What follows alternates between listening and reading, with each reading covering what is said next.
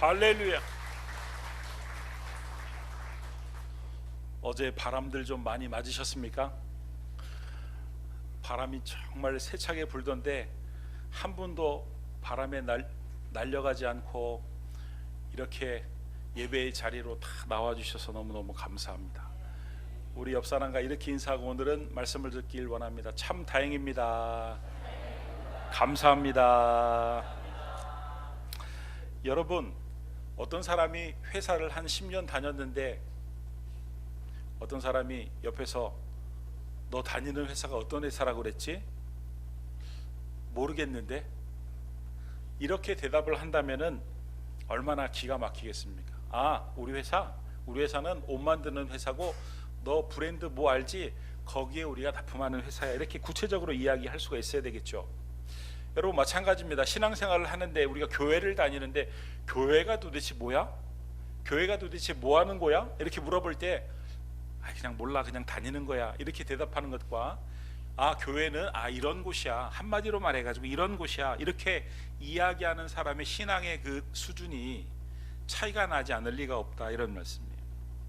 그래서 수시로 지금 교회는 어떤 곳인지에 대해서 말씀을 드렸습니다. 교회의 머리는 예수님이시고 우리는 몸의 지체고, 오늘은 또 다른 각도에서 교회가 어떤 곳인지, 우리가 교회가 어떤 곳인지 알고 다님으로 말미암아 우리의 신앙에 큰 유익이 있게 되기를 그리스도 예수의 이름으로 축원합니다.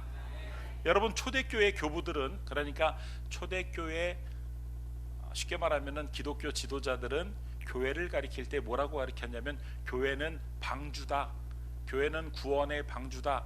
하나님께서 노아에게 방주를 만들라고 하셔서 우리는 노아가 방주를 만들었던 것을 잘 압니다. 그런데 이 초대교회의 기독교 지도자들은 교회는 곧 방주다, 구원의 방주다, 이렇게 가르쳤어요. 그러니까 교회가 도대체 어떤 곳이냐, 교회의 역할이 도대체 뭐냐, 이것을 알려면은 방주를 보면은 알 수가 있다, 이런 말씀이에요. 여러분, 하나님은 노아에게 방주를 만들게 하시고 그 방주에 정결한 짐승뿐만 아니라 부정한 짐승까지도 드리게 하셨다는 겁니다. 창세기 7장 2절 말씀을 보면은 우리 같이 한번 읽어보겠습니다. 시작.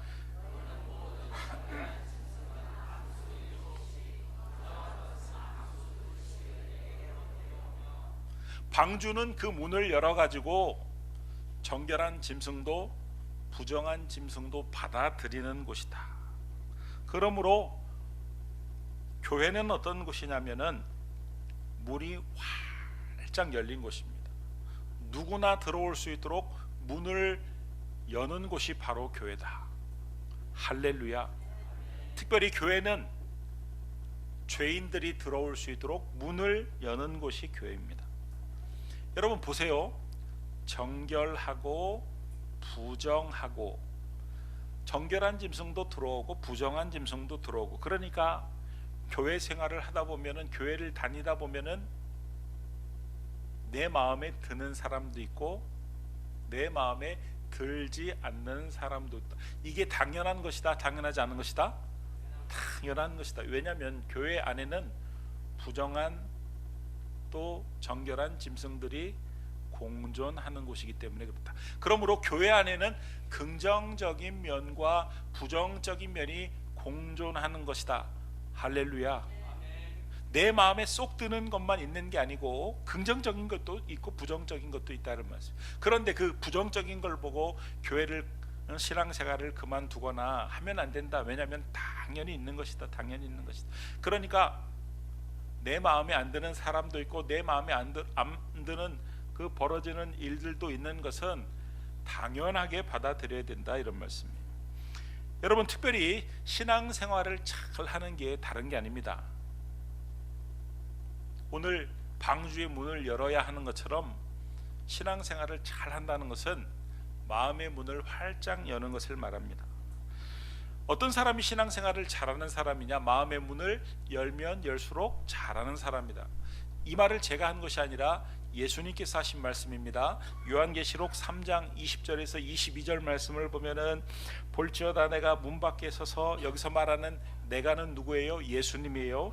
문 밖에 서서 두드리노니 누구든지 내 음성을 듣고 문을 열면 집에 있는 문을 열면이 아니라 내 마음의 문을 열면 내가 그에게로 들어가 주님이 나에게로 들어오셔서 그와 더불어 먹고 그는 나와 더불어 먹으리라 교제가 본격적으로 시작이 된다 이런 말씀이에요.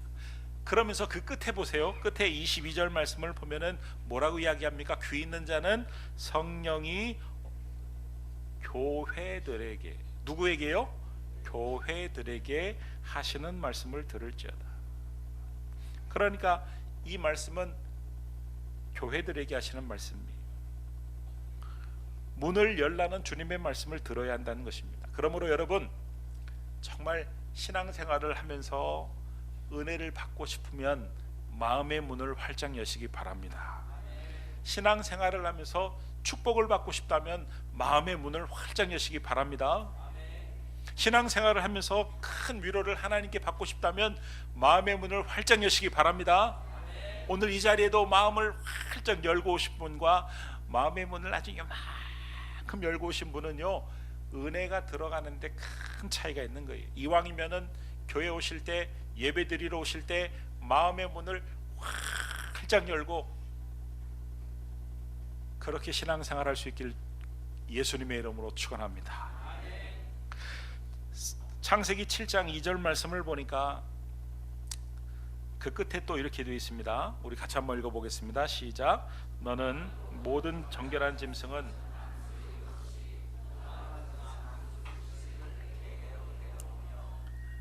내게로 어떻게 하라고요? 데려오며 이렇게 되어 있습니다. 여러분 이리 와가 아니라 데려오라는 거예요. 여러분 불친절한 안내와 친절한 안내가 있습니다. 교회에서 예를 들어 가지고 새 가족이 왔을 때 불친절한 안내는 새 가족이 앞에 가고 자기는 뒤에 쫓아가면서 네 빈자리에 앉으세요. 불친절한 안내입니다. 친절한 안내는 뭡니까? 새 가족의 앞장서서 앞에 서서 저 자리 앞에 와가지고 이리 오십시오, 여기 앉으십시오 하는 것이 친절한 안내입니다. 알아서 네가 나에게 와라 이게 아니라 내게로 데려오며 네가 가서 데려오라는 거예요.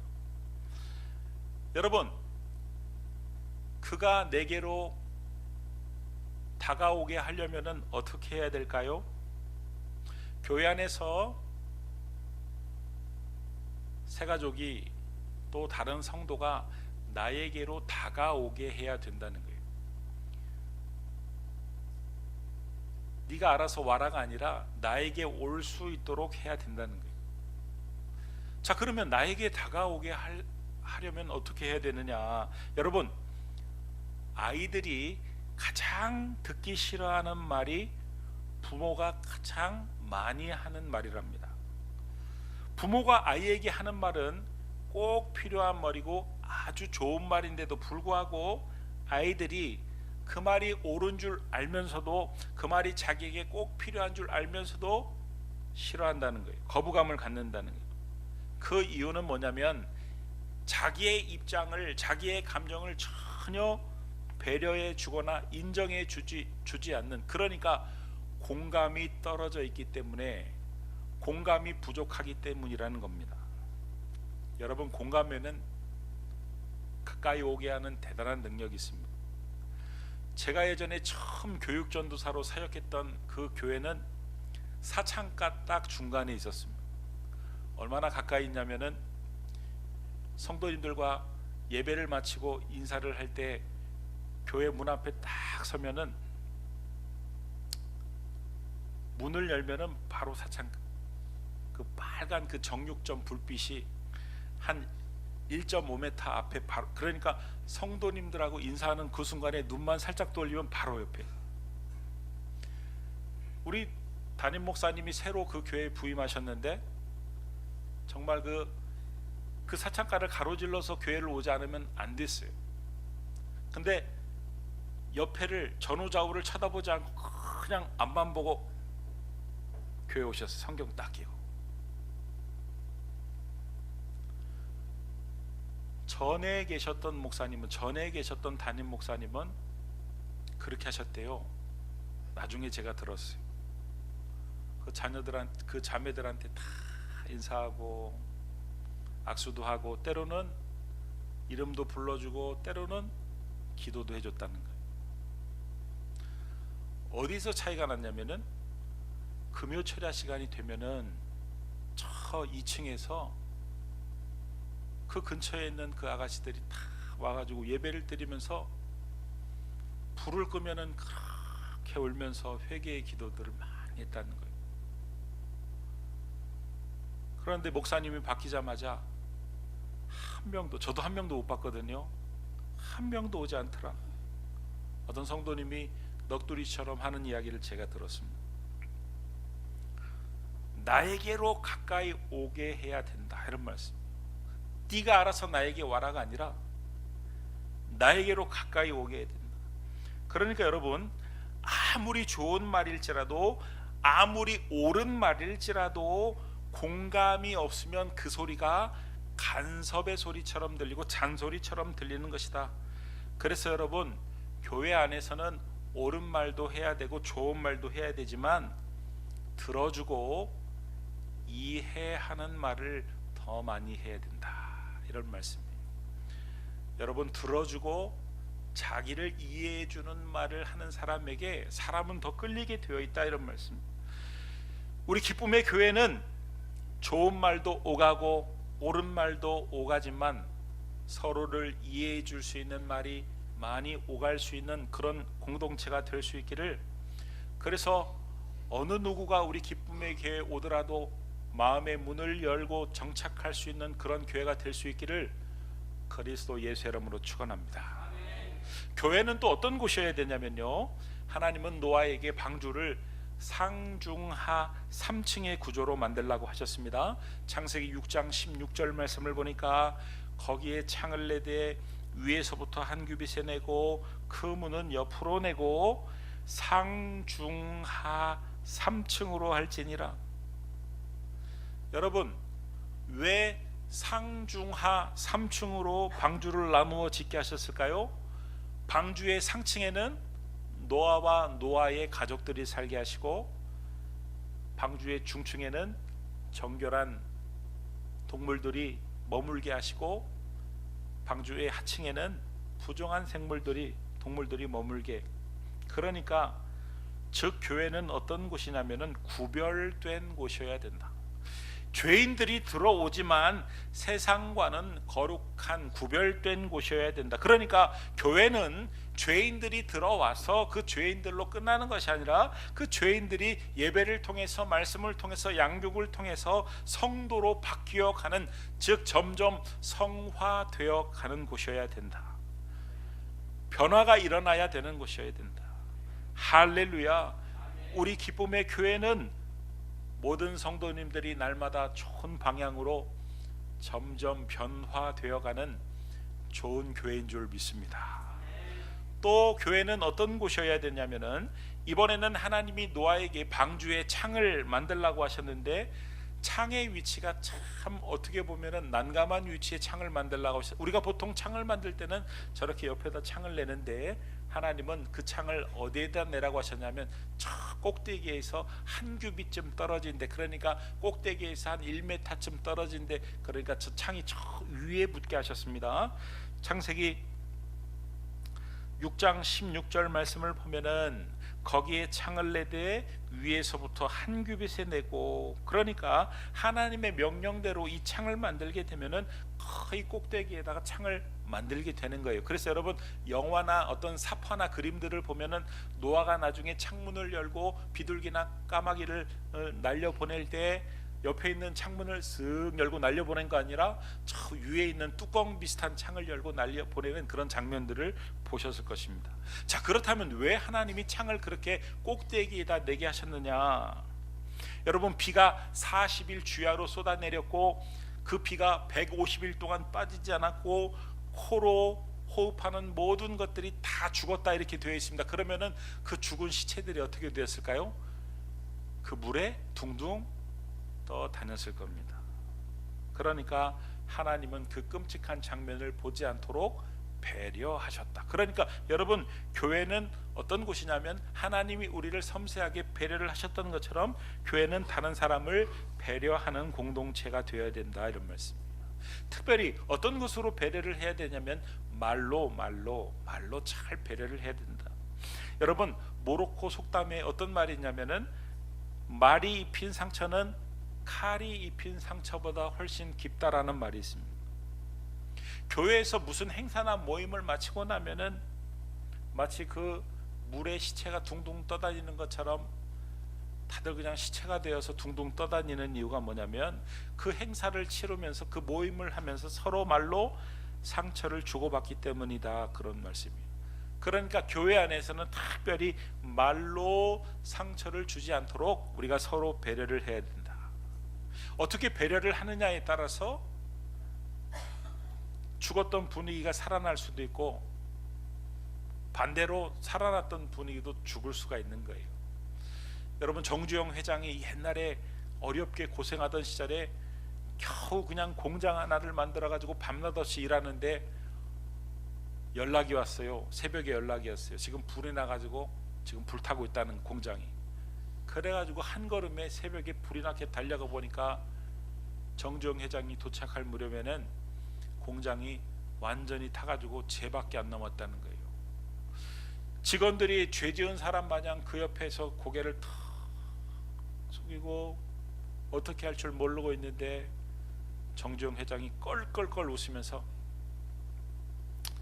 어차피 헐고 새로 그냥 멋지게 지려고 그랬는데 알아서 무너졌으니까 참 잘 됐네. 자네들은 아무 걱정하지 말고 열심히 일해. 그 말에 그 사람들의 마음이 다 살아났다는 거예요. 여러분, 배려는 일방적인 게 아닙니다. 내가 먼저 배려를 해야 나도 배려를 받을 수 있는 거예요.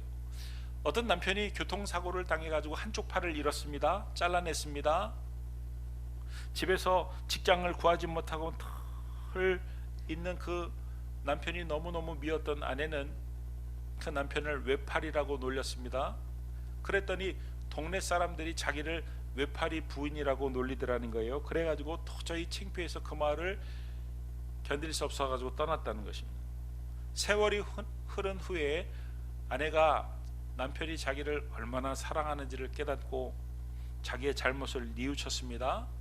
그래서 남편이 좋은 면이 어떤 면인가 이렇게 보니까 자기 남편이 너무 똑똑하다 하더라는 거예요. 그래가지고 자기 남편을 박사님 이렇게 불렀더니 동네 사람들이 자기를 박사 부인이라고 부르더라는 거예요. 그러니까 여러분, 배려를 받고 싶으면 먼저 배려를 해야 된다. 배려하지 않으면 배려 버릴 수가 있다. 알아듣는 분이 있으니까 참 기쁘다. 우리 옆 사람과 인사하기 원합니다.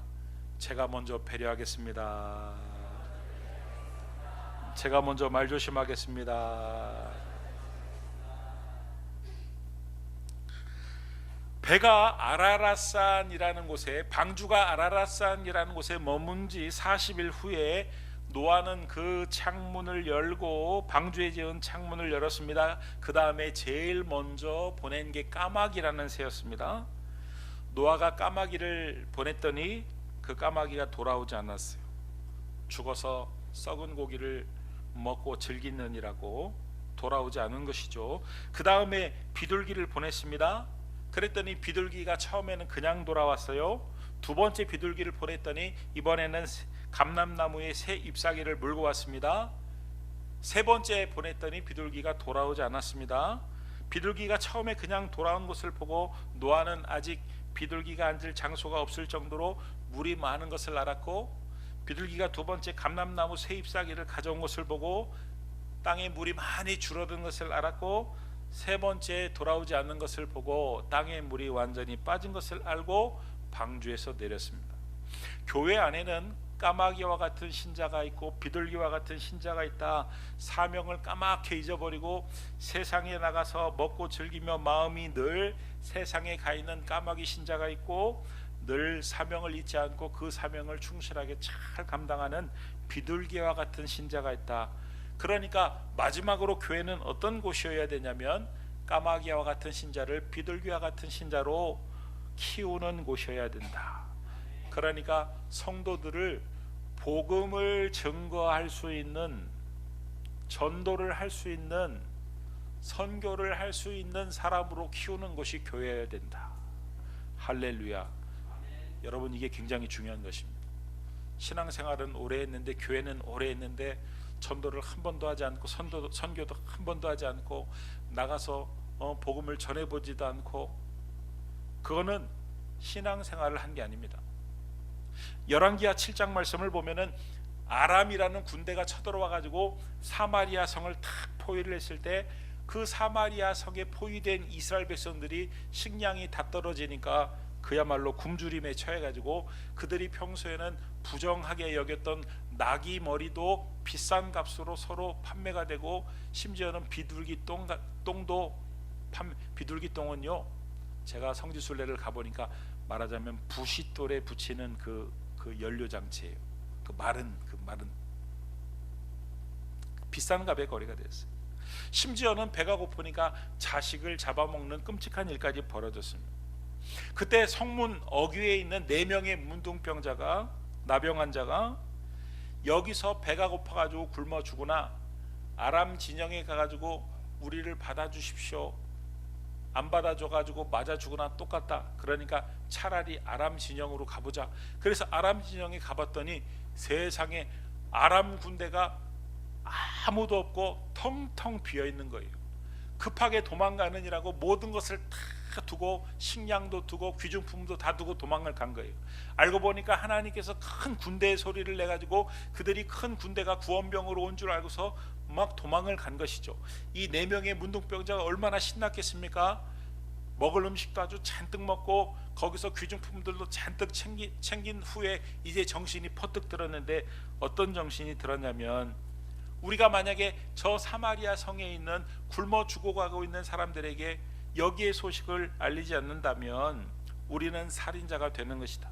그러니까 이 아름다운 소식, 이 복된 소식을 저들에게 알리자 하고 결단을 하게 되는데, 여러분, 우리도 이 4명의 나병 환자처럼, 문둥병자처럼 먼저 예수님을 영접하고 죽음에서 살아났는데, 이 소식을 몰라가지고 죽어가는, 지옥에 가는 저 수많은 영혼들에게 전하지 않고 우리만 누린다면 책임이 없다 할 수가 없는 것이다.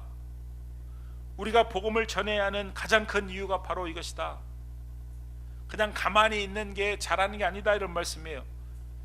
신환선이라는 분이 쓴 그 로베로 장군이라는 책은 2차 세계대전을 배경을 하고 있는데, 그 프랑스의 레지스탕스들이 지하 활동을 하다가 독일 군들에게 체포가 됐습니다. 그래가지고 처형에 당할 위기에 처했습니다. 그런데 안타까운 것은 레지스탕스도 아니면서 장사꾼에 불과한데 그 옆을 지나가다가 일당으로 오해를 받고 같이 붙잡혀가지고 잡혀가가지고 같이 처형을 당하는 그 사람이 그 사형장에서 막 외치는 거예요. 나는 아무 짓도 하지 않았다. 나는 아무 짓도 하지 않았다. 나는 평범하게 돈이나 벌면서 장사나 하면서 살았다. 나는 여기서 죽으면 안 된다. 근데 같이 죽기 위해서 처형장에 묶여있던 사람 중에 한 사람이, 네가 아무 짓도 하지 않았다고, 그게 네가 제일 먼저 죽어야 될 이유다. 지금 전쟁이 5년이나 계속이 되고 있고 조국과 민족은 멸망 직전에 놓여 있는데 너는 왜 아무것도 하지 않았느냐? 우리 가운데 가장 먼저 죽어야 될 죄인이 바로 너다. 여러분, 복음이 꼭 필요한 이 마지막 시대에 저와 우리 성도님들은 멸망으로 달려가는 저 세상 사람들에게 어떻게든 한 사람이라도 더 살리기 위해서 전도하고 선교하고 사람을 보내고 재정적으로 후원을 하고, 그들의 그 선교 활동이, 전도 활동이 잘 되도록 기도로 후원하고, 할렐루야. 그게 교회다. 그게 교회다. 그거 안 하고 그냥 빚만 갖고 그냥 우리들끼리만 서로 좋아가지고 그냥 물고 빨고 살면 그건 교회가 아니다, 이런 말씀. 여러분, 교회다운 교회를 함께 만들어 갈 수 있기를 그리스도 예수의 이름으로 축원합니다. 말씀을 정리합니다. 교회를 잘 알고 다녀야 된다. 교회는 문이 활짝 열려 있는 곳이어야 된다. 문이 활짝 열려서 그 어떤 죄인들도 받아들이는 곳이어야 된다. 교회는 부정적인 것과 긍정적이 늘 함께 있는 곳이다. 마음에 드는 사람도 있고 마음에 들지 않는 사람도 있고 부정적인 면도 있고 긍정적인 면도 있고, 그러나 그 모든 것들을 자연스럽게 받아들여야 된다. 교회는 네가 나에게 와라가 아니라 그가 나에게 올 수 있도록 내가 먼저 마음을 열고 다가가야 되는 것이고, 어떤 사람이 교회를 올지라도 그가 하는 이야기를 많이 들어주고 좋은 말도 해야 되지만 옳은 말도 해야 되지만 그를 이해해 줄 수 있는 말을 많이 하고, 그래서 그가 어떤 사람이든 교회에 와서 마음을 열고 정착할 수 있도록 돕는 것이 교회이고, 동시에 교회는 구별된 곳이어서 어떤 죄인이 들어와도 하나님의 말씀으로 거룩하게 변화되는 곳이어야 되고, 또한 교회는 서로가 서로를 배려하는 곳이어야 되고, 마지막으로 교회는 복음을 전하는 사명을 감당하는 곳인 동시에 복음을 전하는 사명자로 성도들을 키워내는 곳이 교회다. 할렐루야. 바라기는 우리 기쁨의 교회가 이런 주님이 원하시는 이런 교회, 마지막 시대 구원의 방주 역할을 잘 감당하는 그런 교회가 되어서 마지막 때에 하나님이 야, 너 기쁨의 교회 다녔지? 정말 좋은 교회 다녔구나 칭찬하실 수 있는 그런 교회를 함께 만들어가는 저와 여러분들이 다 될 수 있기를 그리스도 예수의 이름으로 축원합니다. 기도하겠습니다. 하나님, 우리 기쁨의 교회가 이 마지막 시대에 하나님이 기뻐하시는 구원의 방주가 되게 하여 주시옵소서. 예수님의 이름으로 기도드립니다. 아멘.